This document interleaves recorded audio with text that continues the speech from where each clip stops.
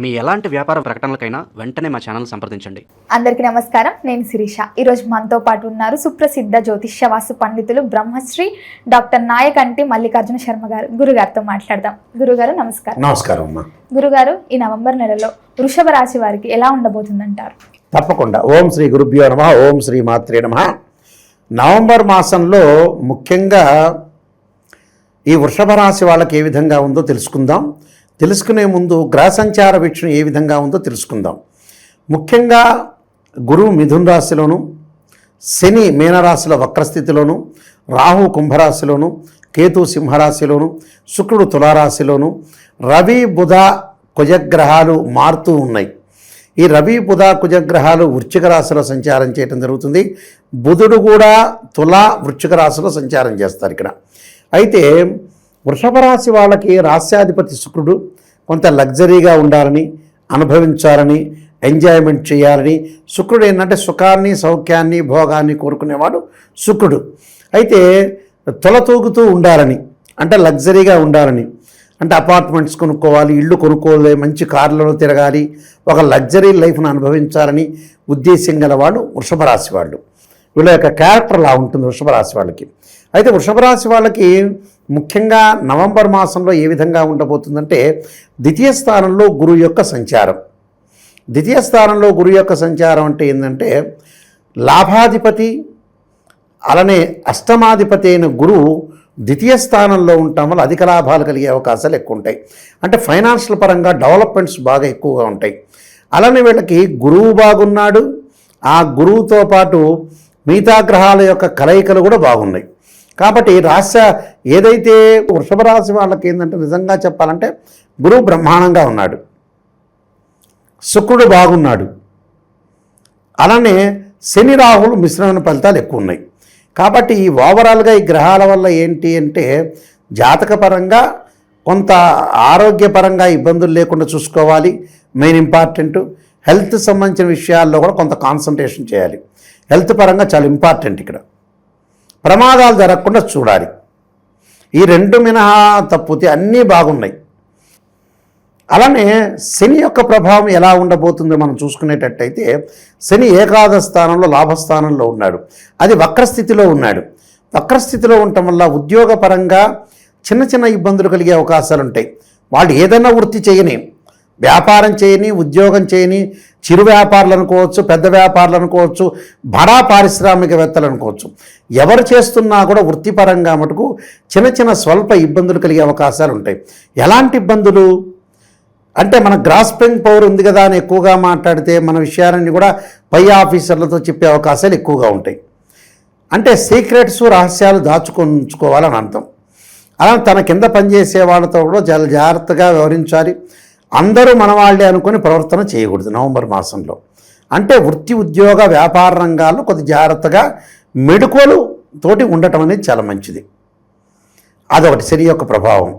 అలానే మిగతా గ్రహాలను మనం చూసుకునేటట్టయితే, రాహు యొక్క బలం. ఈ వృషభ రాశి వాళ్ళకు వచ్చేటప్పుడు రాహు దశమ స్థానంలో ఉంటాడు.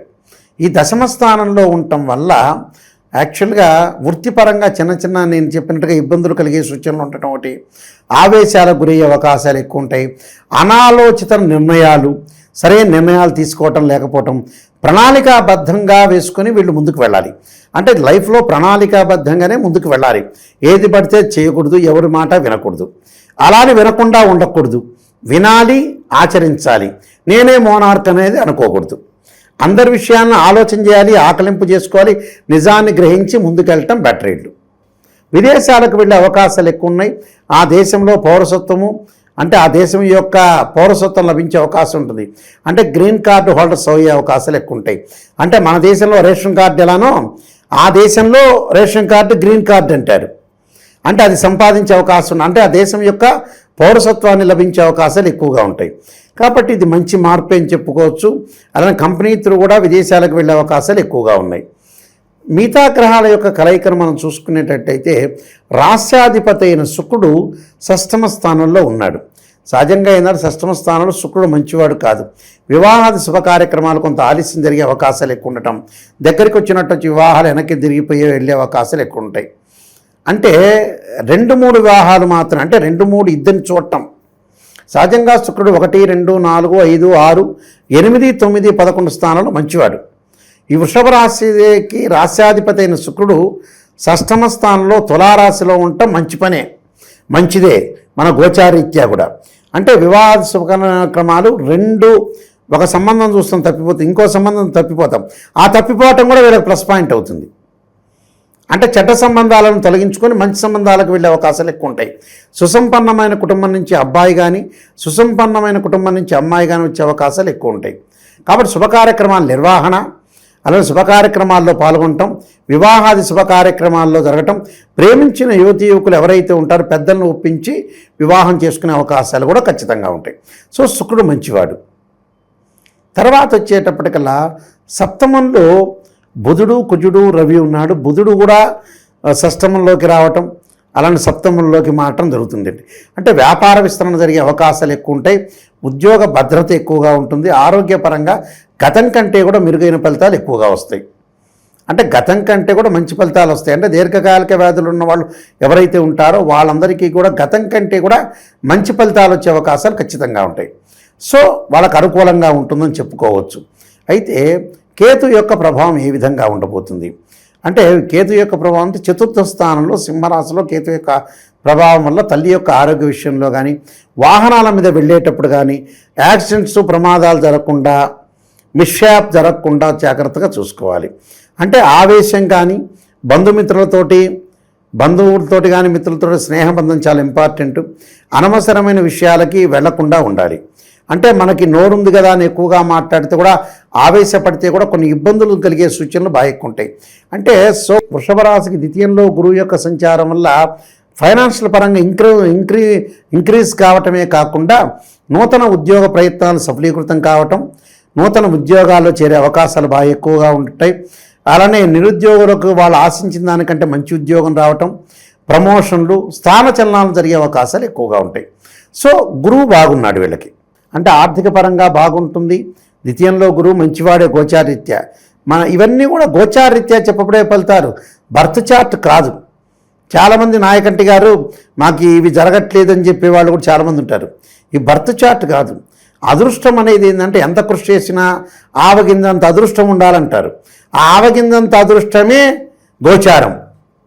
బర్త్ చార్ట్ అంటే date of birth, time, place of birth చూసి దాని జన్మలగ్నాన్ని క్యాలిక్యులేషన్ చేసి D16 చార్ట్స్ చూసిన తర్వాత దశలు అంతర్దశలు చూసి మ్యాథమెటికల్ క్యాలిక్యులేషన్ చేసి నిజాన్ని తెలుసుకోవటమే బర్త్ చార్ట్.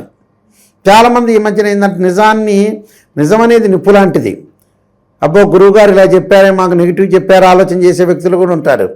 నెగిటివ్ ఉన్న నిజాన్ని తెలుసుకోవటానికే రాశి ఫలాలు వినాలి. ఉన్న నిజాన్ని నేను తెలుసుకోవద్దు అంటే మన పక్క ఫ్రెండ్స్ ఉంటారు కదా, వాళ్ళ చేత పొగిడించుకోవటం మంచిది. వాళ్ళు ఏదో రకంగా పొగుడుతూ ఉంటారు. ఎందుకంటే